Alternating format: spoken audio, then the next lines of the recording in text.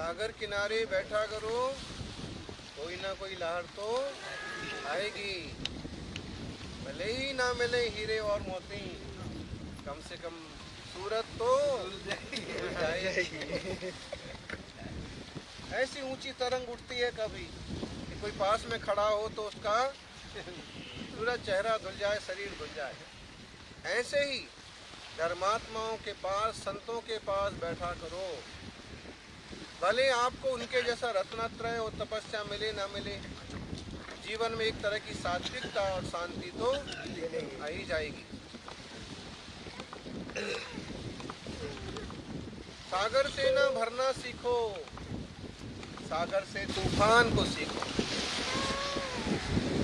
फूलों से ना झरना सीखो, फूलों से मुस्कान को सीखो। सूरज से ना ढलना सीखो, सूरज से उत्थान को सीखो। जीवन का निर्वाह नहीं, बस जीवन का निर्माण भी सीखो, जीवन का निर्माण भी सीखो। उठना और गिरना लगा रहता है। कोई गिर करके गिरा का गिरा रह जाता है और कोई गिर करके भी उठ खड़ा होता है। जो गिर करके भी उठ खड़ा होता है वो सूरज की तरह चमकता है, सागर की तरह हिलोरें लेता है। और एक बार जो गिर करके गिरा का गिरा रह जाता है वो ढेले की तरह जमीन पर पड़ा रहता है।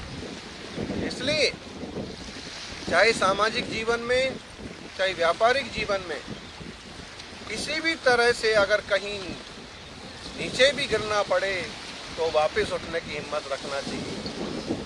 कैसी भी परिस्थितियां हों, परिस्थितियों के हिसाब से ढल करके परिस्थितियों को अनुकूल बनाने की कोशिश करना चाहिए। दुनिया को आप नहीं बदल सकते, सृष्टि को आप नहीं बदल सकते, तो अपनी दृष्टि को बदलने की कोशिश करो। दृष्टि बदल जाएगी तो सृष्टि भी बदल जाएगी।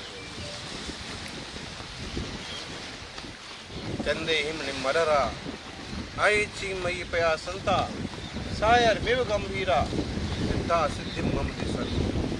देखो सागर को आप देख रहे कैसे उछलता है। अभी 5 फुट 10 फुट नीचे था, अब ऊपर आ गया, बढ़ता है। मतलब घटना बढ़ना समुद्र के साथ भी होता है, चांद के साथ भी होता है, उत्थान पतन सूरज के साथ भी होता है। तो तुम्हारी क्या विशाल है। जीवन में अगर इस तरह की बातें बने तो कोई आश्चर्य की बात नहीं है, लेकिन फिर भी सही रास्ते चलते रहना, सही रास्ते पर डटे रहना, इससे इंसान महान बनता है। जैसे सागर, चंद्रमा और सूरज।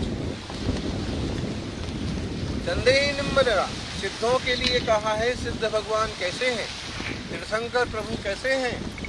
चंद्रमा से भी निर्मल। चंद्रमा में तो दाग है, लेकिन आत्मा बेदाग है, परमात्मा बेदाग है। चंदे निम्बरा आय चिमयी पया संता। आदित्य का मतलब होता है सूर्य से अधिक ज्यादा प्रकाशमान। परमात्मा ज्ञान प्रकाश से सूर्य से भी ज्यादा प्रकाशमान है। देखो सूरज सामने से लाइट करता है तो पीछे तरफ अंधेरा रह जाता है, लेकिन ज्ञान में लोकालोक झलकता है।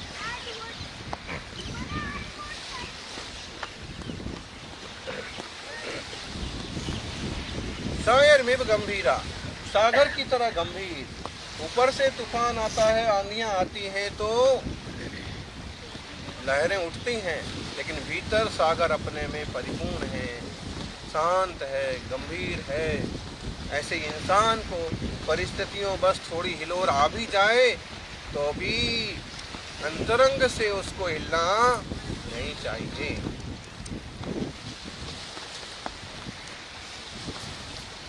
समय सार जी में आचार्य देव अमृतचंद्र स्वामी कहते हैं, 14-15 नंबर की गाथा। जो पश्यति अपाड़म अबद्ध पुट्ठम अडर्नियम नियतम अभिशेष मसंयुक्तम तम शुद्ध नयम व्याणा। जो अपने आत्मा को शुद्ध जानता है, अविशेष जानता है, असंयुक्त जानता है। जैसे सागर, सागर घटता बढ़ता है फिर भी सागर सागर ही रहता है। आत्मा की पर्याय बदलती है फिर भी आत्मा आत्मा ही रहता है। अबद्ध पुट्ठम, कर्म नो कर्म से बंधा हुआ नहीं है आत्मा, छुआ तक नहीं है, लेकिन विभाव और विकारों में उलझे हुए, खुद को भूले हुए। देखो पर्याय ऐसी आती हैं, चली जाती हैं, बीची की तरह, तरंगों की तरह, ऐसे जन्म मरण होते रहे। और इसमें जो अपने स्वभाव को समझते हैं, शांत स्वभाव को समझते हैं, अबद्ध भ्रष्ट अनन्य नियत मर्यादा नहीं छोड़ता है।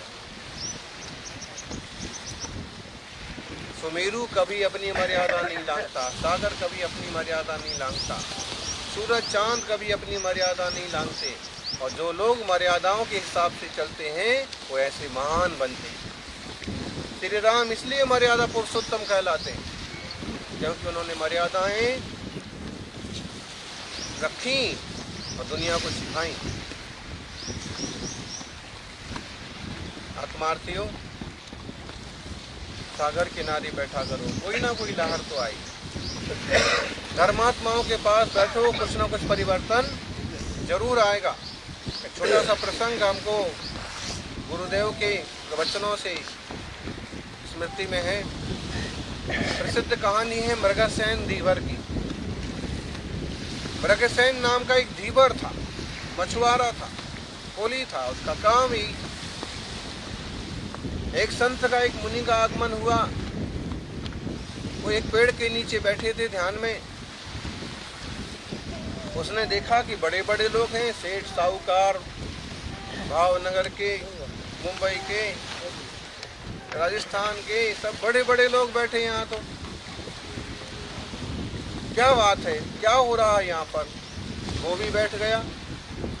मुनि मुनि होते हैं, जैन साधु भले हम कहते हैं, लेकिन जैन साधु जन जन के साधु होते हैं, जीव मात्र के कल्याण की बात करते हैं, कामना करते हैं, कल्पना करते हैं। तो उन्होंने उपदेश दिए, हिंसा नहीं करना, झूठ नहीं बोलना, चोरी नहीं करना,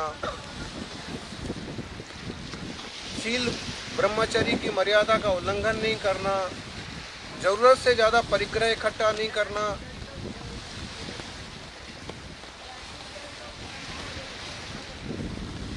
किसी को ठगना नहीं, किसी को तकलीफ देना नहीं, और अपने आत्मा को जरूर जानना, क्योंकि बिना आत्मा को जाने धर्म का कोई सार नहीं। अहिंसा परमो धर्मा कहते हैं ना, बहुत बड़ा अर्थ है उसका। दुनिया के किसी भी धर्म में से अहिंसा जैसी चीज निकाल दी जाए तो धर्म नाम की कोई वस्तु नहीं बचेगी। कोई भी हिंसा को धर्म नहीं मान सकता। कोई व्यक्ति अगर हिंसा कर भी रहा है धर्म के नाम पर, बोलेगा तो यही कि राम ही धर्म है, दया ही धर्म है। भले हिंसा कर रहा हो किसी कारणवश, संस्कारवश, गलत मार्गदर्शन के कारण, तो दुनिया में एक भी धर्म मजहब नाम की चीज नहीं है जिसमें हिंसा को धर्म माना जाए। अगर वो मान लिया जाएगा तो वो चीज ही खत्म हो जाएगी, धर्म ही नहीं कहलाएगा। जैसे शक्कर में से मिठास निकालो, मिठाई में से मिठास निकाल दो, मिठाई में से शक्कर निकाल दो, मिठाई नाम की कोई चीज बचेगी? ऐसे ही धर्म में से अगर अहिंसा निकाल दिया जाए तो दुनिया का कोई मजहब, कोई धर्म नहीं बचता। इसका ये मायने पक्का है कि दुनिया में अहिंसा परमो धर्म। ये सिर्फ जैन धर्म से जोड़ के मत देखो, जीव मात्र के लिए है। प्रत्येक जीव अपनी रक्षा चाहता है। तो मुनिराज का उपदेश हुआ तो सब लोगों ने खड़े होकर कहा कि महाराज जी, आज से हमारा ये व्रत रहेगा, हम किसी जीव को नहीं मारेंगे, हम मिलावटखोरी नहीं करेंगे, गलत नाप तोल नहीं करेंगे, किसी ने कहा कि 15 दिन महीने में ब्रह्मचर्य का पालन करेंगे, हम रात में नहीं खाएंगे, जिन चीज़ों को हम नहीं पहचानते हैं, बाजार की जो चीज़ें हमें पता नहीं है वो चीज़ें नहीं खाएंगे। सब ने नियम लिए।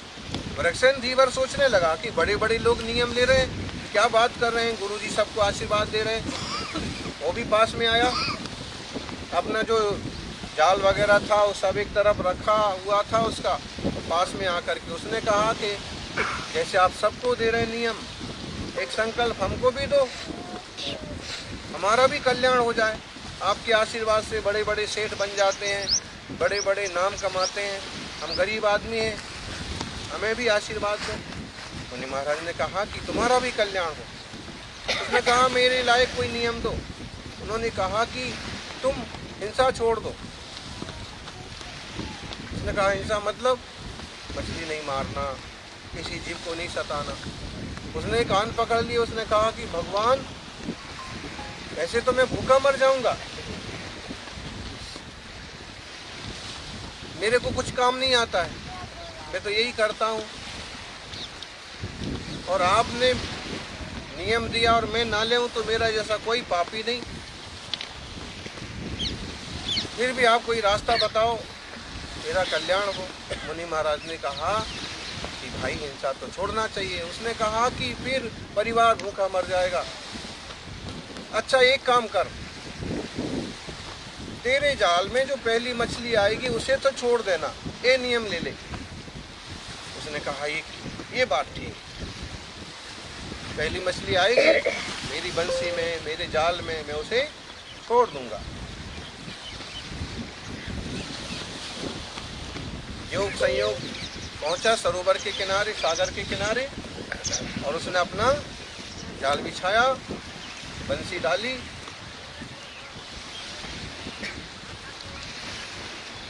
और अचानक से एक बड़ी मछली उसको उसमें फंस के आ गई।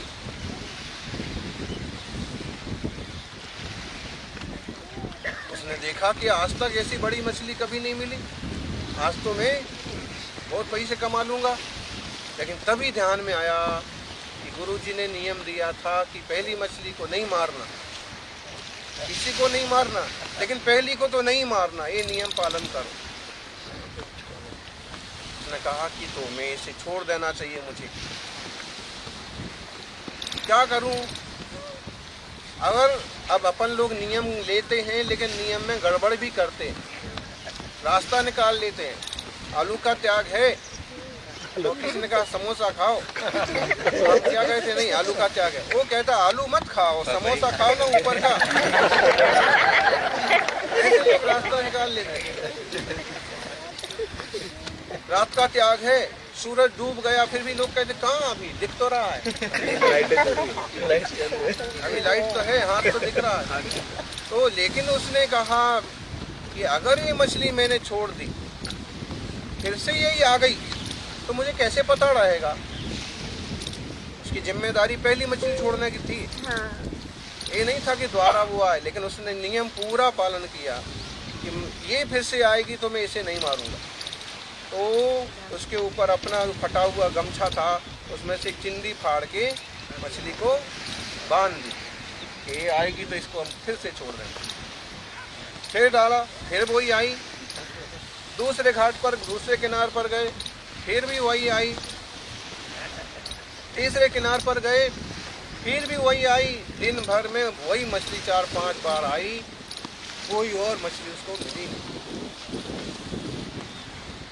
और उसने उसको उतने बार छोड़ा, जब खाली हाथ घर आया, घर वाले ने देख लिया कि एकदम लटका है, मुंह तो लटका हुआ है, थैला भी खाली दिख रहा है, शायद जो है रोज की तरह ही आज फिर खाली हाथ आया। भड़क करके उसने दरवाजा बंद कर दिया। उसने आवाज लगाई कि दरवाजा खोलो, अंधेरा हो गया है और ठंडी लग रही है। उसने कहा कुछ लाए? उसने कहा कि कुछ तो मिला नहीं आज, तो तुम भी वहीं बाहर पड़े रहो।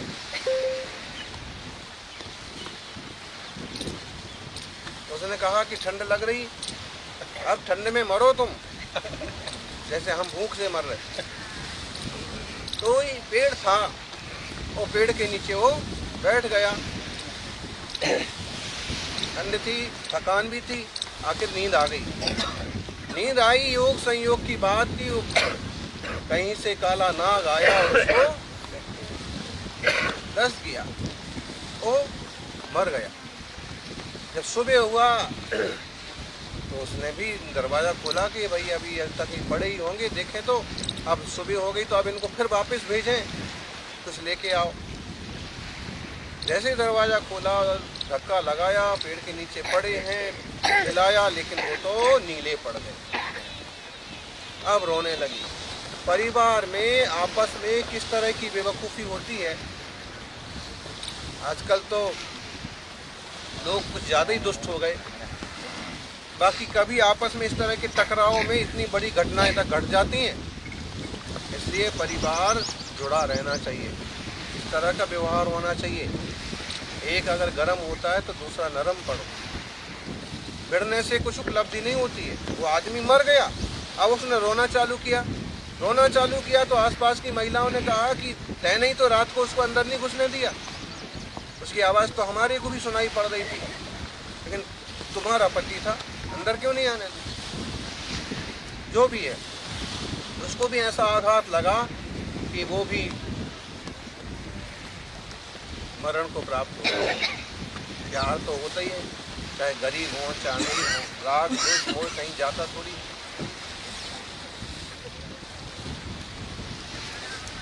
हुआ क्या, जो मृगसेनधीवर का जीव था मर तो गया, लेकिन मरते वक्त जब उसको ज़्यादा वेदना हुई तो उसने यही विचार किया कि वे मुनि महाराज कितने धन्य हैं, हमारे जैसे इंसान होकर कितनी कठिन तपस्या करते हैं। फिर ये विचार आया कि वो सेठ भी इतना बड़ा आदमी, इतना अमीर आदमी, और उनके चरणों में बैठ कर के नियम लिया। ऐसे धर्म के प्रभाव से ऐसे बन जाते हैं, अहिंसा के प्रभाव से ऐसे हमारा जीवन भी अच्छा हो कि हमारे ये सब पाप छूट जाएं।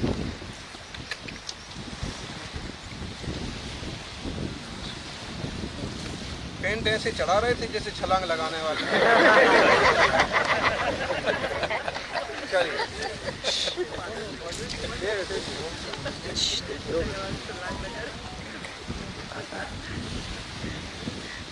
मृगसेनधीवर ज्यादा समझदार था, चुपचाप आके पीछे बैठ गया था। अब देखो परिणामों का फल क्या होता है। वो सेठ के यहाँ सेठानी के गर्भ में आ गया, पर्याय बदल जाती है, शरीर बदल जाता है। किसी अहंकार में मत रहो। दुनिया में छोटा बड़ा और बड़ा छोटा बनने में देर नहीं लगती है। सेठानी के, लेकिन उस नगर के एक दूसरे और से बड़े सेठ थे, नगर सेठ थे। योग संयोग की बात, एक दिन नगर सेठ के यहाँ आहार हुआ, मुनिराज पधारे, मुनिराज का आहार हुआ। अब मुनिराज अवधि ज्ञानी थे, उनको पिछले भाव का अगले भाव का सब पता पड़ता था। तो सेठानी ने अपनी पड़ोसन के लिए पूछा कि महाराज जी, पता नहीं इसके पेट में, इसके गर्भ में कौन सा जीव आया है, इसको बड़ी तकलीफ रहती है, बहुत परेशान पेट बनेगा, तो हमारे बच्चे का क्या होगा। उसने ये बात सेठ को बताई। सेठ ने कहा कि भाई मुनिराज तो झूठ बोलते नहीं है, ये बात तो सत्य होगी, मतलब अपना क्या होगा फिर। तो सेठ ने कहा कि तू फिक्र मत कर, देखता हूँ कोई रास्ता निकालता हूँ। और उनकी पहचान राजा थे, राजा नगर सेठ और राजा तो फिर दोस्ती ही हो गए ना। राजा से दोस्ती थी, राजा के दरबार में आना जाना था। उनने कहा कि महाराज रत्नद्वीप पर बहुत कीमती रत्न मिलते हैं, तो ऐसा करो अपने नगर का ये वाला सेठ है, इसको आप रत्नद्वीप भेज दो, ये आपने लिए आपके लिए रत्न लेके आएगा। सही दत्त सेठ को बुलाया कि भाई ऐसा ऐसा काम है। उन्होंने कहा भी सही कि अभी पत्नी को गर्भ है और घर में जो है देखने करने वाले हम लोग ही हैं, नहीं नहीं, ये काम करना पड़ेगा, जाओ यात्रा पर जाओ। समुद्र की यात्रा पर जाएंगे, कितना समय लग जाएगा?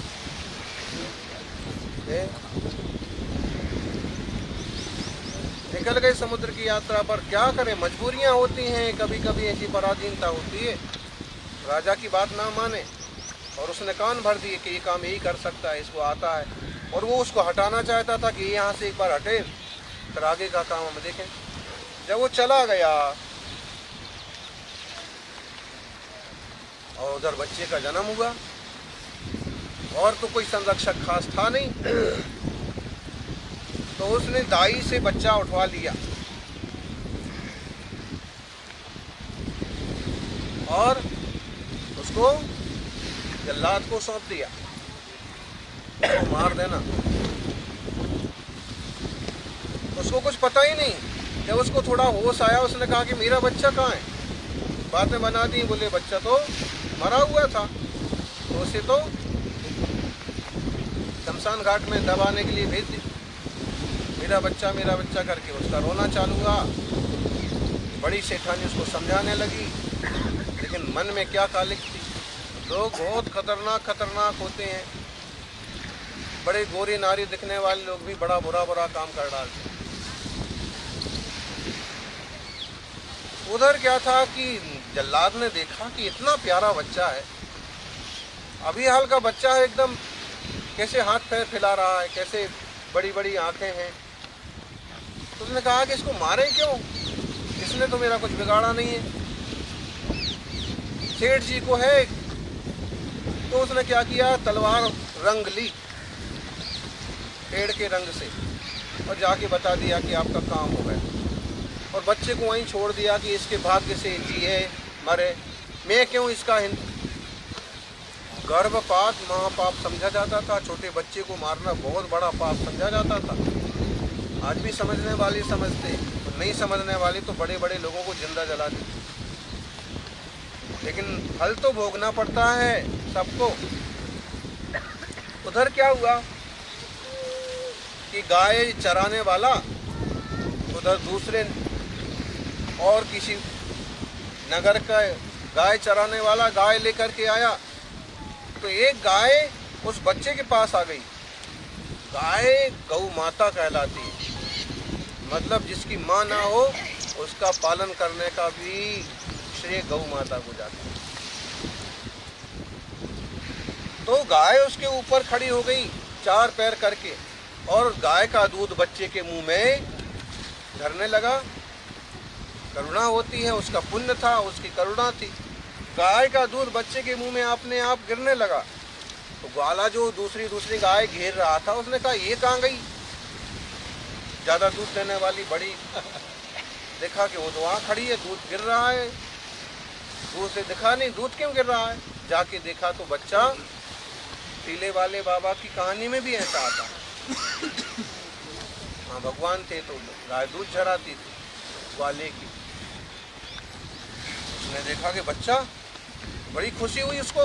उसने बच्चे को लिया और अपने सेठ को कहा कि देखो, मतलब मुख्य ग्वाले को कहा ये बच्चा। तो उसने कहा अच्छा लाओ। बच्चे को लेकर के उसने, मुखिया था, बलभद्र नाम था, उसने विचार किया कि मेरी घरवाली रोज रोज झगड़ा करती है, बच्चा नहीं। उसने लिया और घर जा कर के उसको सौंप दिया। देख तू रोज रोज कहती बच्चा नहीं, ये तेरा बच्चा, अब इसे तू पालन कर। उसको बड़ा अच्छा लगा, उसने पालन करना चालू कर दिया। इधर वो बढ़ने लगा, जब 8-10 साल का, 12 साल का हो गया,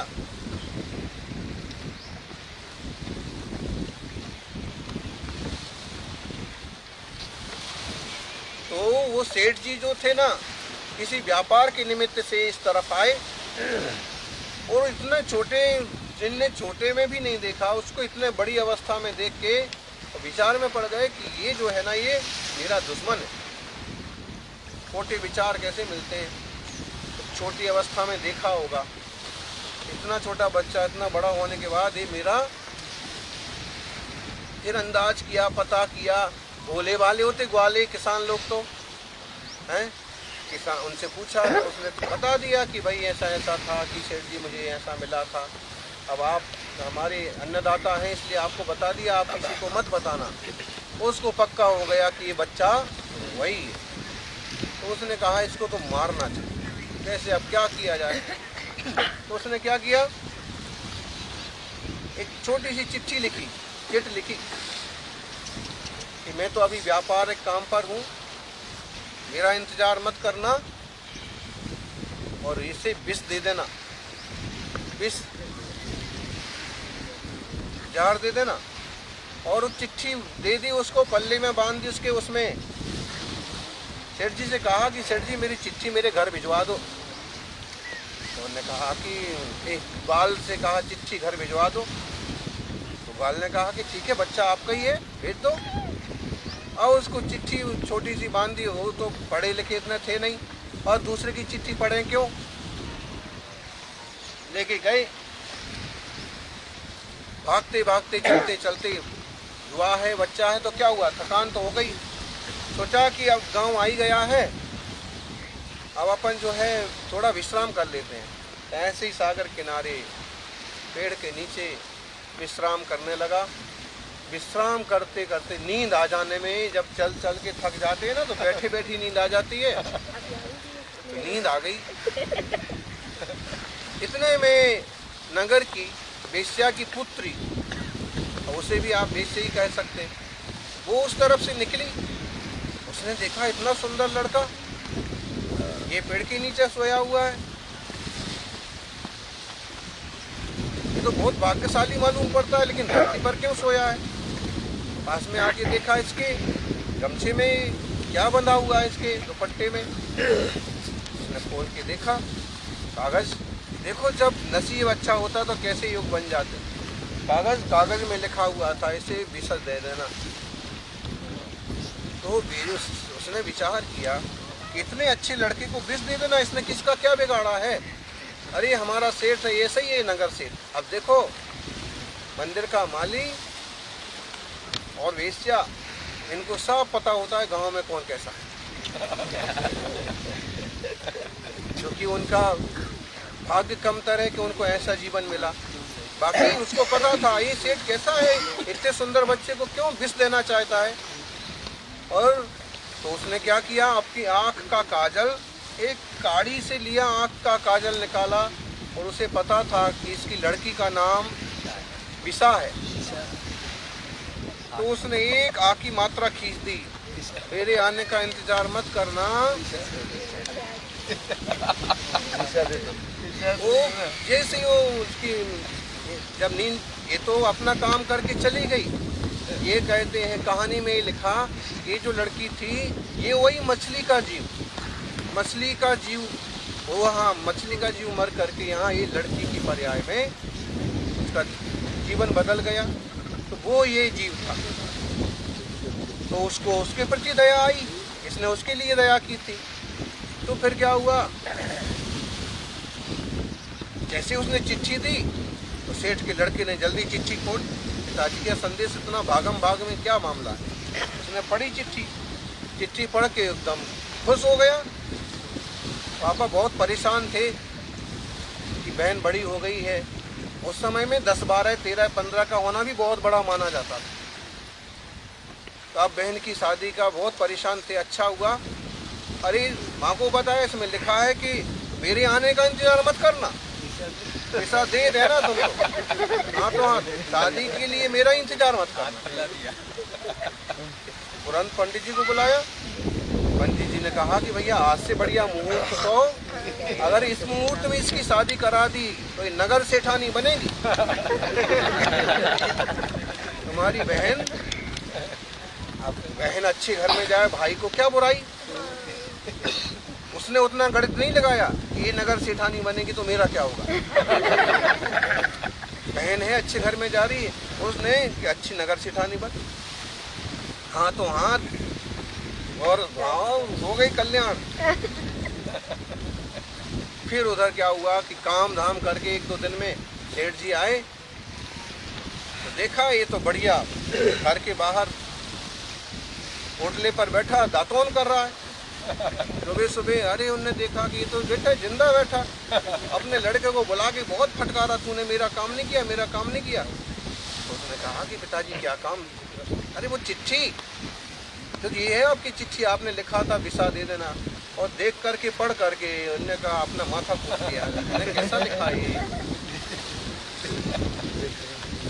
अब अपने बेटे पर उन्होंने बात तो नहीं खोली कि इसे मारना था, लेकिन अब बोले भी कैसे यार, शादी भी हो गई फिर भी मन से कलुषता गई नहीं।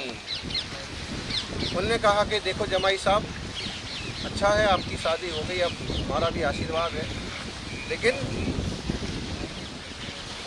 हमारी रिवाज है कि दूसरे दिन जो है पहाड़ी पर कुलदेवी के मंदिर में जाना पड़ता है भोग लेकर के। तो आप ही पकवान की थाली लेके जाना शाम को अंधेरा पड़ते ही। उन्होंने कहा ठीक है पिताजी, ससुर जी ठीक है। उधर दो चार बदमाशों को कहा कि इतने बजे इस टाइप का युवा कोई आए हाथ में थाली लेके तो तुम उसे खत्म कर देना। सुपारी देके पहले भी ऐसे काम होते थे। शाम अंधेरा हुआ और थाली ली और लेकर के चले, और पहाड़ी के मुहाने तक तो पहुंचे नहीं कि घूम फिर करके साला जी आ रहे थे कहीं से। उन्होंने कहा कि तुम कहाँ जा रहे जीजा जी? उसने हमको तो पहाड़ पर जाना है और वो देवी को भोग लगाना है। अरे तुम्हारी जैसे सरल आदमी का काम नहीं है ये। वहाँ तो इस समय पियक्कड़ लोग पड़े होंगे, गलत खाने पीने वाले, और पता नहीं अंधेरा होने के बाद क्या क्या कर्म करते लोग। तुम रहने दो, लाओ मैं लेके जाता हूँ। वैसे भी आप हमारे अतिथि हो, अभी 2 दिन तो शादी के हुए नहीं, प्रसाद मैं चढ़ा देता हूँ, आप बैठो आराम से। वो थाली लेके वो, और जैसे 10-5 चिड़ियाँ तो चढ़ा नहीं, क्या उसे भी क्या पता था। और बदमाशों को तो थाली लिए हो, युवा हो, ऐसा हो देखा, और हम उम्र के ही थे, एक उम्र जैसे ही थे। वापस आ गए। सेठ जी ने कहा कि भाई तू ऊपर गया कि नहीं? मैं तो जा रहा था, लेकिन मेरे को साला जी मिले और थाली छीन के ले गए। अरे उन्होंने कहा कि अब तो काम खराब है, सब कथा किया, मालूम पड़ा कि बेटा तो चला गया। अब बोले भी कैसे कि मैं तुझे मारने को भेजा था, वो मर गया। किसको बोले? फिर भी मन की कलुषता नहीं खत्म हुई। उसने मछली की 5 बार रक्षा की, इसकी रक्षा होती जा रही। जीवन बदलने के बाद तो फिर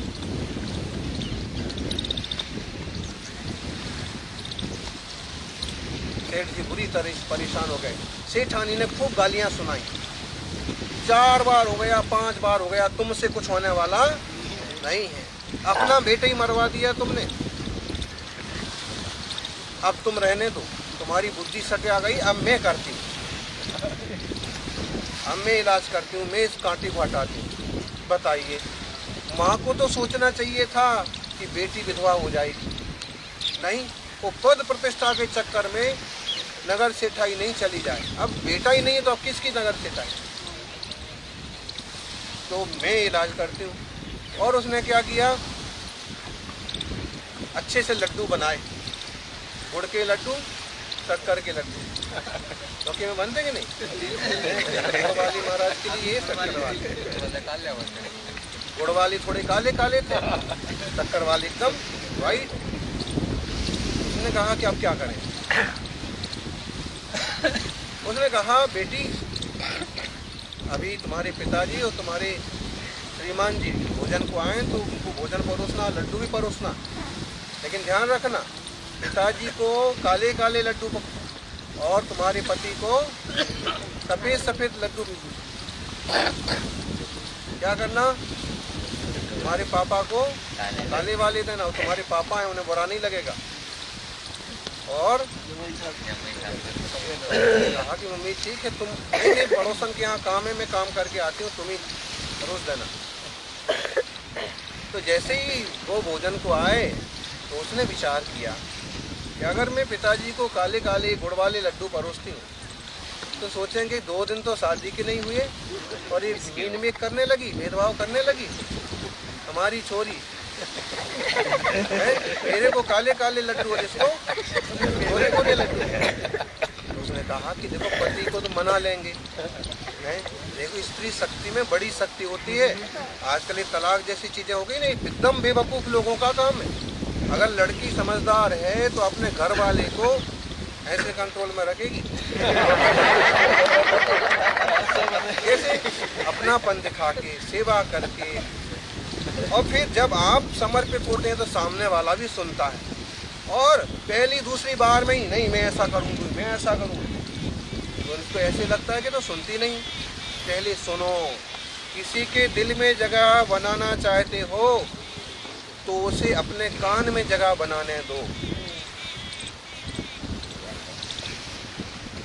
किसी के दिल में जगह बनाना चाहते हो तो कुछ कहता है तो आप सुनो, उसको कान में जगह बनाने दो, तो उसे लगेगा कि हमारी बात सुनता है, समझता है, प्रेम है, तो उसको विश्वास होगा, फिर अपनापन बढ़ेगा, फिर परिवार चलेगा। बेटी ने कहा कि पति को तो हम मना लेंगे, काले काले के लड्डू इनको परोस दो, गोरे गोरे पिताजी को अच्छे परोसो। इनको पिताजी हैं, इनको ऐसा नहीं लगे कि छोरी देखिए आज की छोरी और शादी तो हुई नहीं और पराई हो गई, इनको दुख होगा। इन्हें तो कल परसों का भी मना लेंगे, ठीक है। और वो लड्डू परे से वो लड्डू खाए और एक खाया तो कुछ ऐसा लगा, फिर दूसरा हाथ में था वो भी खा लिया, बेहोश हो गए। जब तक पानी वानी पिलाया, हिलाया डुलाया, तब तक तो रोने की आवाज़, रोने लगे, वो भी रोने लगी और जमाई साहब भी रोने लगे। छोरी तो जोर जोर से आवाज़ आई, पड़ोस में आवाज़ आई तो उसने चलो हमारा काम तो इतना जोर से रो रही है, इसका घर वाला मर गया। लेकिन जब आके देखा तो ये तो बैठा हुआ इसको संतोष दे रहा था, उनको संभाल रहा था, लेकिन मरा कौन पड़ा था। उसने कहा कि बेटी क्या हुआ। माँ मैंने सोचा कि पापा क्या सोचेंगे, पता नहीं क्या हुआ। फिर बाद में अचानक से लड्डू खाए और ये उसको तो बोले मुझे अभी भी पता नहीं क्या हुआ। उसने कहा लड्डू और बचे। बोले हाँ आप 4 थे तो 2 ही खा पाए, ये तो 2 और बचे हैं, तो लाओ।